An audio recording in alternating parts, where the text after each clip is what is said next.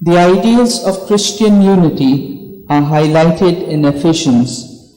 Together all believers form the one body of Christ, still growing towards the state of perfection God wants for us.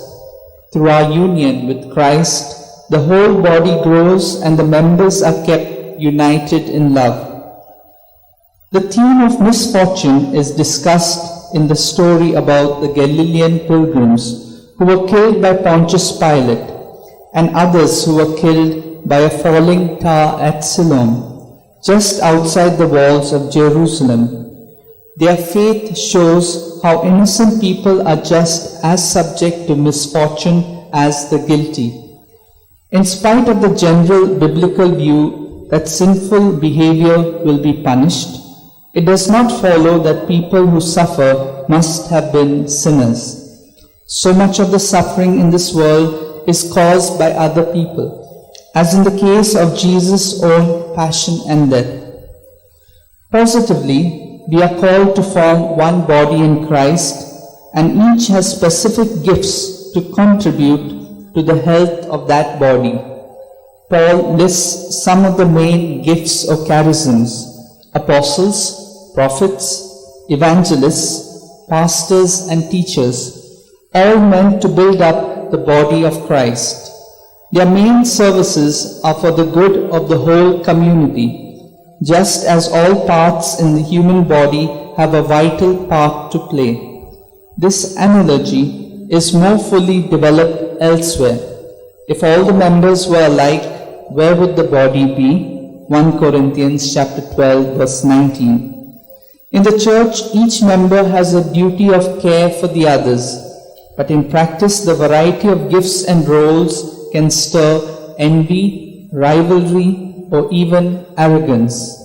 So the administrator must be aware of micromanaging.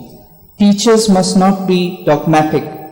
Pragmatists must not neglect some study and reflection, nor should the contemplative refuse to do any work. Each has a function of service to build up the body of Christ, in what we would now call a spirit of dialogue and collegiality. All parables must make us ponder what they might mean. Jesus imagines a withered or withering fig tree that has failed to bear fruit for the past 3 years. The reaction of the owner seems quite normal. That fig tree must be cut down because it is only wasting space in the vineyard. But the gardener has a different perspective. Looking closely at the ailing fig tree, he saw that with care it could still be brought to bear fruit. Experience had taught him a more hopeful vision. With the help of some fertilizers, all was not lost, and the fig tree could revive and fruit again. This is how God regards us. In spite of what we have failed to do up to now, God knows all we are capable of doing in the future. God sees the potential in each of us, and indeed, that's how we must regard each other and everything in life, with hopeful eyes.